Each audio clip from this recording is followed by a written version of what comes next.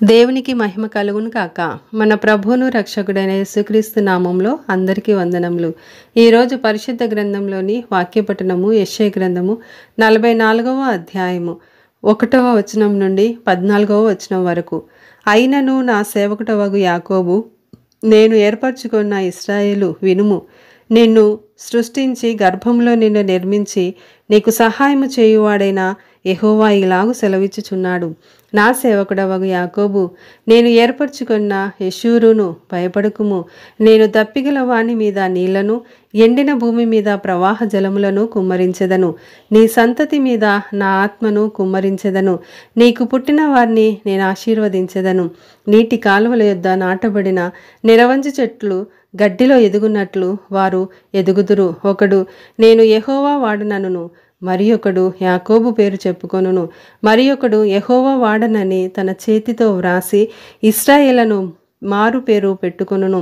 ఇశ్రాయేలీల రాజైన యెహోవా, వారి విమోచకుడైన సైన్యములకు అధిపతియగు యెహోవా ఇలాగు సెలవిచ్చుచున్నాడు. నేను మొదటివాడను, కడపటివాడను. నేను తప్ప ఏ దేవుడునూ లేడు. ఆదిలోనున్న జనమును నియమించినది మొదలుకొని నేను తెలియజేయుచు వచ్చినట్లు తెలియజేయగలవాడెవడు? అట్టివాడెక్కడైనా నుండిన ఎడల నాకు తెలియజెప్పవలెను, ఆ సంగతి నాకు ప్రచురింపవలెను. అట్టివారు భవిష్యత్ విషయమును రాబో సంగతులను తెలియజెప్పు వారై ఉండవలెను. మీరు వెరవకుడి, భయపడకుడి.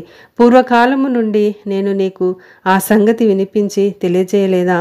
మీరే నాకు సాక్షులు. నేను తప్ప వేరొక దేవుడున్నాడా? నేను తప్ప ఆశ్రయదుర్గమేదియూ లేదు. ఉన్నట్టు నేనెరుగను.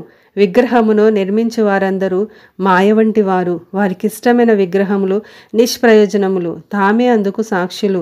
వారు గ్రహించువారు కారు, ఎరుగువారు కారు గనుక వారు సిగ్గుపడరు. ఎందుకును పనికిరాని విగ్రహమును పోతపోసి దానినొక దేవునిగా నిరూపించువాడెవడు? ఇదిగో దాన్ని పూజించు వారందరూ సిగ్గుపడుదురు. ఆ శిల్పకారులు నరమాత్రులే గదా. వారందరూ పోగు చేయబడి నిలవబడవలెను. నిశ్చయముగా వారు భయపడి సిగ్గుపడుదురు. కమ్మరి గొడ్డలి పదును చేయుచు నిప్పులతో పనిచేయును.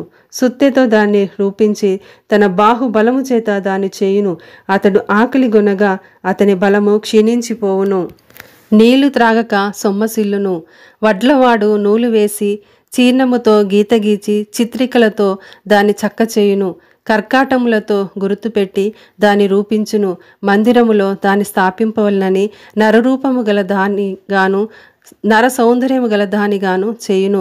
ఒకడు దేవదారు చెట్లను నరకవలనని పూనుకొనును. శ్మశాన వృక్షమును గాని, సరళ వృక్షమును గాని, సింధూర వృక్షములను గాని, అడవి వృక్షములలో ఏదో ఒక దానిని తీసుకొనును. ఒకడు చెట్టు నాటగా వర్షము దాన్ని పెంచును. ఆమేన్.